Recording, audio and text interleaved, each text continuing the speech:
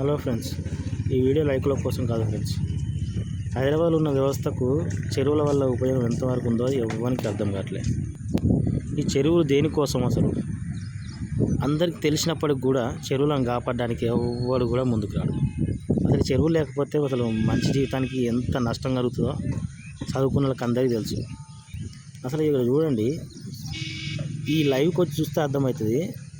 చెరువు చూస్తే ఎంతో దూరం ఉన్నట్టు అనిపిస్తుంది, కానీ ఇక చూడండి ఇక్కడ మధ్యలో కనిపిస్తున్న రేకు చూడండి. చెరువు సెంటర్లకు మొత్తం అక్కడ నుంచి వైట్ లైర్ అయిపోతుంది కదా, అది మొత్తం చెరువు సెంటర్ వరకు మొత్తం వేసేసారు. అంటే ఏంది అసలు నాకు అర్థం కాదు. ఇట్లా ఈ విధంగా చెరువులన్నీ ఫ్లాట్లు చేసుకుంటూ పోతే మరి హైదరాబాద్లో బతికేటోళ్ళకి నీళ్ళు ఏడికెళ్ళి వస్తాయి అసలు ఎట్లా?